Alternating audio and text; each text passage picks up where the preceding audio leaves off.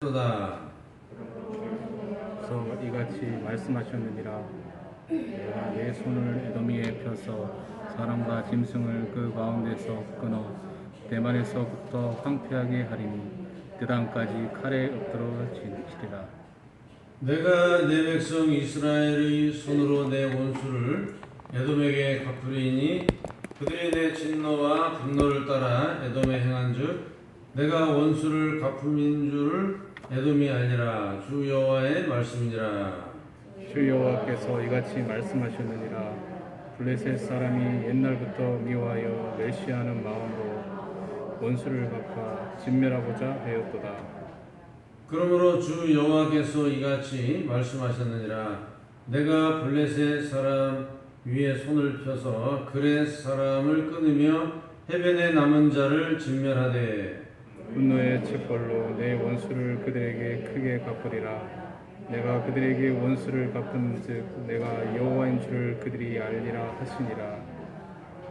아멘. 네, 오늘은 에돔과 블레셋 심판입니다. 지난 시간에 묵상한 것은 암몬과 모압에 대한 하나님의 심판을 묵상을 했고, 오늘은 에돔과 블레셋입니다.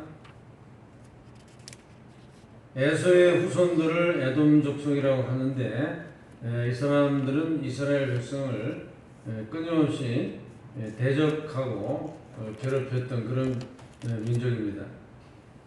민수기 20장에 보면은 제일 먼저 에돔 사람과 부딪히는 얘기가 나오는데, 이스라엘 백성들이 이제 광야를 지나서 약속의 땅으로 갈 때에 에돔 땅을 지나가게 되었습니다.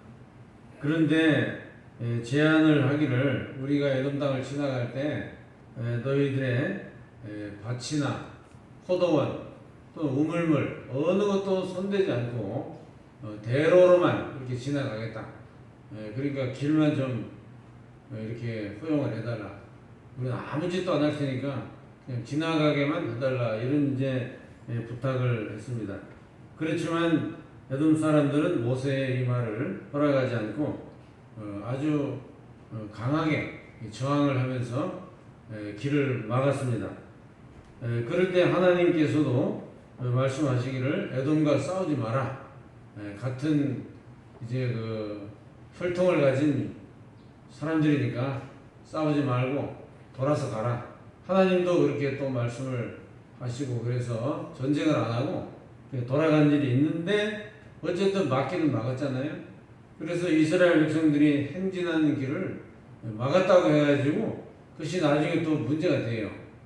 그러니까 자기가 행한 그 악한 일에 대해서 반드시 보응이 있다라는 것도 역사적으로 이제 배울 수가 있어요. 이사야 선지자의 경우에는 34장에 에돔 심판에 대해서 예언을 했습니다. 이사야 34장 9절 10절입니다. 에돔의 시내들은 변하여 역청이 되고 그 티끌은 유황이 되고 그 땅은 불붙는 역청이 되며 낮에나 밤에나 꺼지지 아니하고 그 연기가 끊임없이 떠오를 것이며 세세 황무하여 그리로 지날 자가 영영이 없겠고. 이사야 선자의 예언대로 하면은 역사 속에서 없어진다는 얘기입니다. 참 무시무시한 그런 예언입니다. 에레미야 선지자는 어떻게 예언을 했을까? 에돔에 대해서 에레미야 49장 16절입니다. 에레미야 49장 16절을 보면은 바위 틈에 살며 산꼭대기를 점령한 자여 스스로 두려운 자인 줄로 여김과 내 마음의 교만이 너를 속였도다. 내가 독수리같이 보금자리를 높은 데에 지었을지라도 내가 그리로부터 너를 끌어내리리라. 이는 여호와의 말씀이라. 이렇게 에레미야 49장에도 에돔의 멸망에 대해서 기록을 했습니다. 말라기 선지자는 1장 4절 5절에 에돔에 대해서 예언하기를 에돔은 말하기를 우리가 무너뜨림을 당하였으나 황폐된 곳을 다시 쌓으리라 하거니와 나 만군의 여호와는 이르노라. 그들은 쌓을지라도 나는 헐리라. 사람들이 그들을 일컬어 악한 지역이라 할 것이요 여호와의 영원한 진노를 받은 백성이라 할 것이며 너희는 눈으로 보고 이르기를 여호와께서는 이스라엘 지역 밖에서도 크시다 하리라. 이렇게 여러 선지자들의 그 예언을 보면 에돔이 망한다는 얘기입니다. 그 이제 에돔의 그게 망하는 죄는 그 하나님의 택한 백성, 그 이스라엘 백성을 자꾸 괴롭혔기 때문에 자꾸 망하기를 바라고 괴롭히고 전쟁 일으키고 늘 이렇게 살아왔기 때문에 거기에 대한 하나님의 그 심판입니다. 13절의 예언 말씀도 에돔이 망한다는 예언인데 에레미야 애가를 보면 또 이 이야기가 잘 나와 있습니다. 에레미야 애가 4장 21절에서 22절 우수 땅에 사는 딸 에돔아 즐거워하며 기뻐하라. 잔이 네게에도 이를지니 내가 취하여 벌거벗으리라. 딸 시온아 내 죄악의 형벌이 다하였으니 주께서 다시는 너로 사로잡혀 가지 아니하게 하시리로다. 딸 에돔아 주께서 내 죄악을 벌하시며 내 허물을 드러내시리로다. 이렇게 에레미야 선지자가 예언을 했는데 에돔이라는 이 민족은 결국 유대 나라에 흡수가 됐어요. 이러한 민족이 나라를 세우지 못하는 것은 하나님의 은혜가 떠났기 때문입니다. 그리고 나라를 이끌 수 있는 지도자들이 없어졌기 때문에 안 됩니다. 그래서 하나님의 은혜로 인하여 지도자들이 일어난다는 것은 축복입니다. 그래서 정치뿐만 아니라 각계각층의 모든 분야에서 하나님의 은혜로 지도자들이 일어나서 나라를 일으켜 세울 때에 그 나라가 되는 거죠. 하나님의 은혜가 떠나면 이같이 그 민족 자체가 멸망을 한다는 것을 깨달을 수가 있습니다. 또 오늘 본문 14절도 유사한 이야기고 에돔이 망한다는 이야기입니다.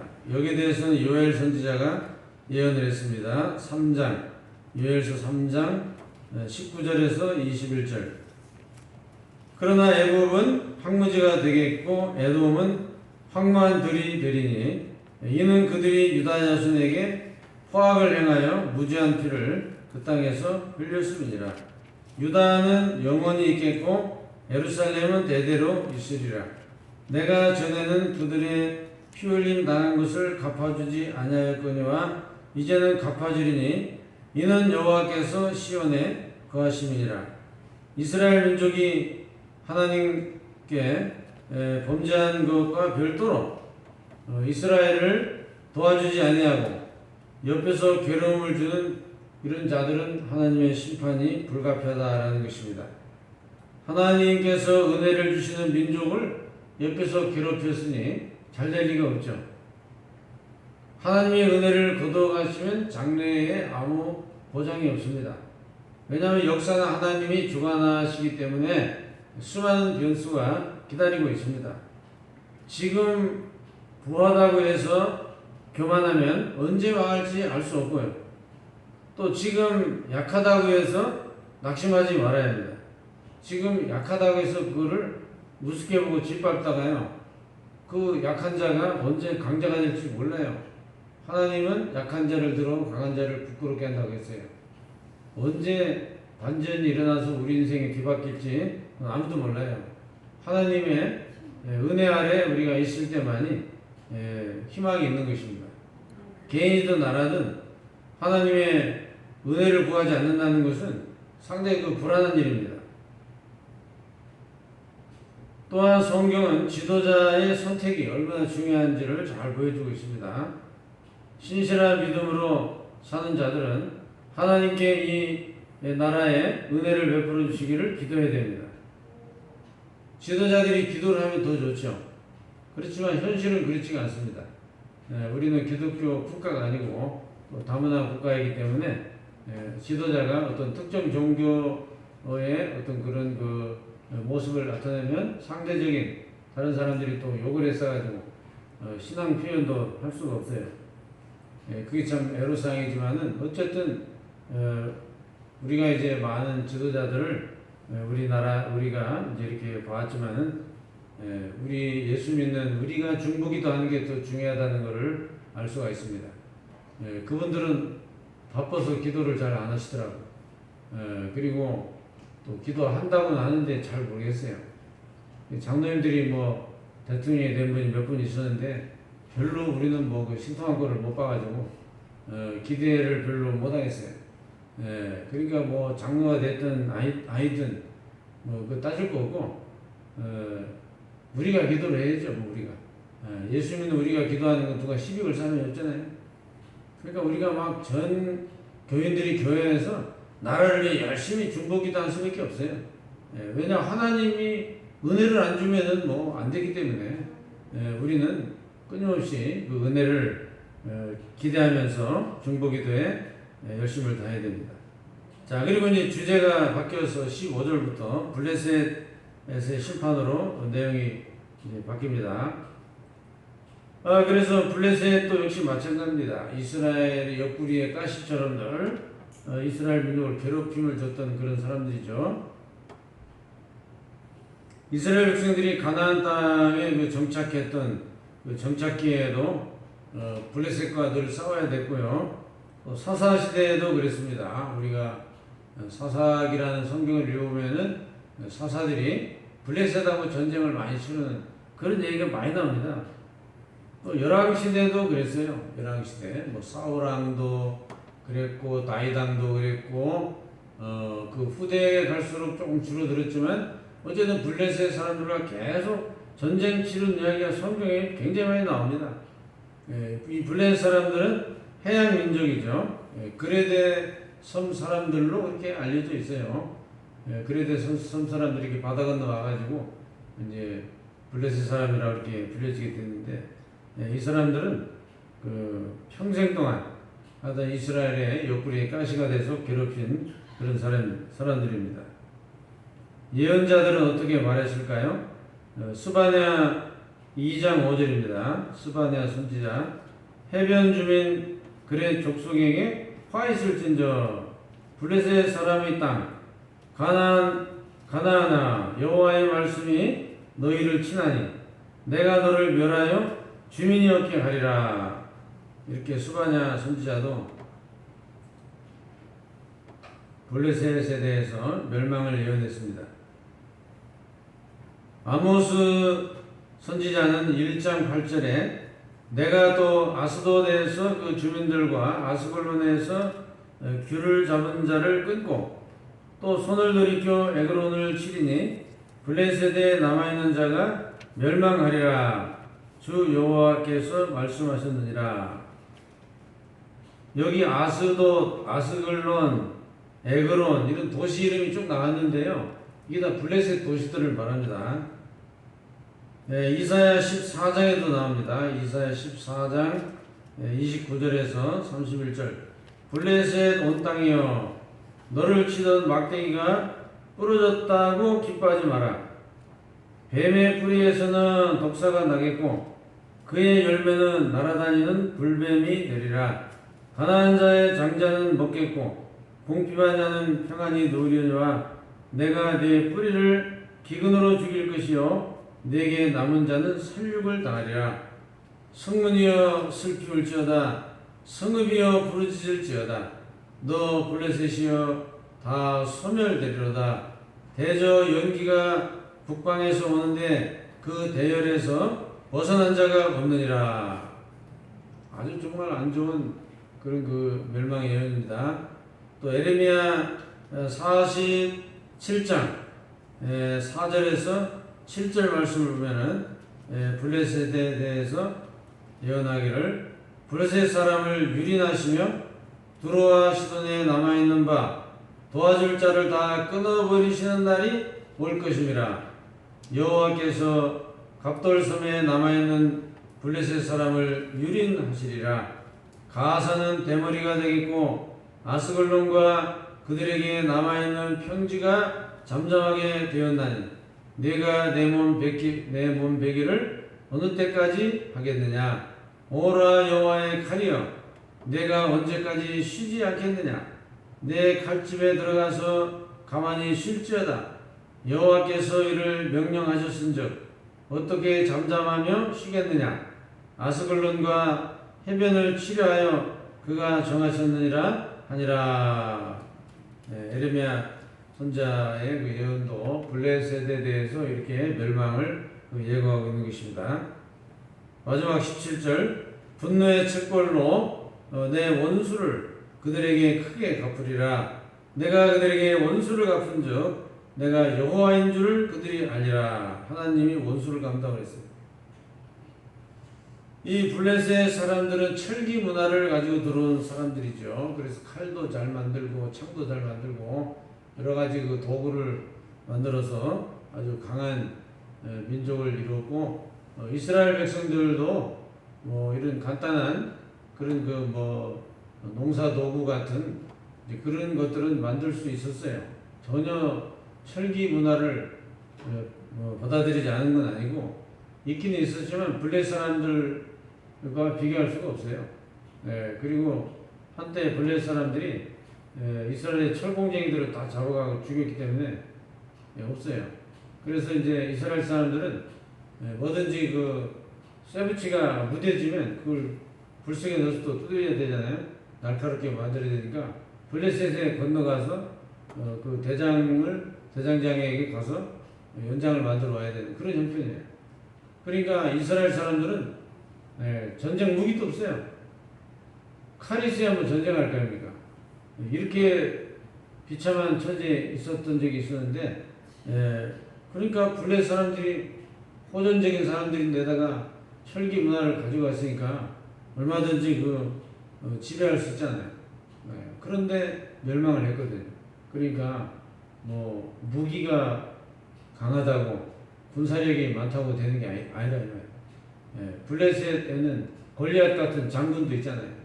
덩치가 큰 거인족들이 또 있는데 그게 지배할 것 같아도 자기들이 망한단 말이에요. 그러니까 이게 하나님께서 은혜를 주시는 이스라엘 민족을 이길 수가 없어요. 하나님의 은혜가 이렇게 중요합니다. 세상적인 조건이 아무리 좋아도 그거 믿고 까불다가는 큰일 나요. 그거 하나님께서 걷어가시면 얼마나 가겠어요. 그래서 겸손해야 됩니다. 모든 인생은 하나님 앞에 겸손하고 또 은혜를 사모해야 되죠. 스가랴 9장 6절 7절 말씀에 스가랴 선지자는 아스도데는 잡종이 거주하리라. 내가 블레셋 사람의 교만을 끊고 그의 입에서 그 피를 그의 이사이에서 그 가증한 것을 제거하리니 그들도 남아서 우리 하나님께로 돌아와서 유다의 한 지도자같이 되겠고 에그로는 여부수 사람같이 되리라. 마지막에 희망을 하나 얘기했죠. 이게 감사한 거예요. 블레셋이 망하는데 마지막은 하나님께 돌아와서 유다의 한 지도자같이 된다는 거예요. 무슨 얘기예요? 블레셋 사람들도 마지막 희망을 하나 줬어요. 그것은 뭐냐면 예수 믿고 돌아서면 지도자가 나온다, 그런 얘기입니다. 감사한 일이죠. 우리 예수 그리스도는 항상 우리에게 희망입니다. 그 예수님을 받아들이고 가르침에 따르고 잘 믿는 그런 사람, 또 그런 민족, 그의 후손은 다 하나님의 은혜 가운데 거하게 될 것입니다. 역사를 주관하시는 하나님이 은혜를 베풀어 주시느냐, 은혜를 거둬 가시느냐 하는 것에 모든 것이 달렸습니다. 그렇기 때문에 우리 대한민국에서 예수를 믿는 우리들은 이것이 영적으로 볼 때 중요한 문제이기 때문에 우리는 기도의 사명을 받은 자다, 이렇게 아예 생각을 하고 살아야 됩니다. 이 나라와 민족을 위해서 누가 기도하겠습니까? 기독교인이 해야지 누가 합니까? 불교인이 하겠습니까? 나는 목탁치면서 이 나라 이 나라를 잘 되게 해달라고 그런 기도를 들어본 적이 없습니다. 예. 이 불경을 애우는 소리는 들어봤어도 그런 소리는 들어본 적이 없어요. 여러분 누가 기도하겠습니까? 어느 종교가 기도하겠습니까? 진정한 이 나라 민족을 위해서 기도할 수 있는 사람들은 바로 우리들입니다. 예. 하나님을 믿는 우리가 안 하면 할 사람이 없어요. 대통령은 바빠서 못해요. 그리고 믿는 사람도 아닌 것 같고. 그러니까 우리가 해줄 수밖에 없어요. 그래서 이 나라가 잘 되느냐 잘못되느냐 하나님의 손에 달린 건데 위태위태하죠. 참 우리가 볼 때 걱정거리도 많고 그런데 그래도 우리가 이만큼 살아가는 것은 하나님의 은혜가 아니겠습니까? 그래서 나라가 잘 되기를 위해 항상 그 기도에 힘쓰는 저와 여러분들 되시길 바랍니다. 하나님 아버지